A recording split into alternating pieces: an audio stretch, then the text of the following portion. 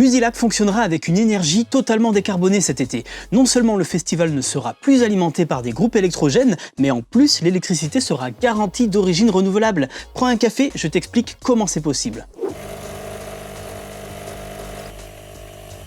Les scènes du Festival Savoyard vont s'animer à partir de mercredi 9 juillet. À l'affiche de Musilac, des artistes tels que DJ Snake, Clara Luciani ou encore Julien Doré qui défileront sur l'une des deux scènes principales. 100 000 festivaliers sont attendus. Et pour faire péter les basses et éclairer tout ça, il faut de l'électricité.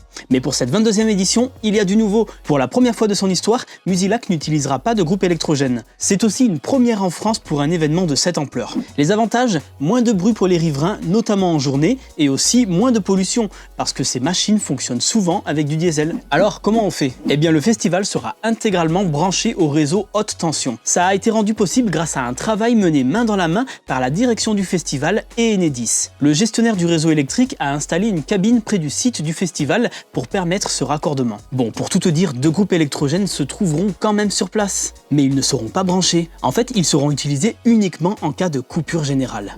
Et c'est pas tout, l'électricité sera issue à 100% des énergies renouvelables, c'est-à-dire fabriquées par des éoliennes, des panneaux solaires ou encore des barrages hydrauliques. Mais Musilac n'est pas le seul festival en France qui agit pour réduire ses émissions de gaz à effet de serre. Il y en a plusieurs qui sont en majorité alimentés en énergie verte par le réseau de distribution local et qui complètent avec des groupes électrogènes mais qui fonctionnent au carburant végétal. C'est le cas de Rock en Seine ou encore de Wheel of Green. Et c'est aussi le cas à plus petite échelle de Tomorrowland Winter à l'Alpe d'Huez. Et toi, tu attaches de l'importance aux efforts des festivals pour limiter leur impact sur l'environnement? Dis-moi en commentaire.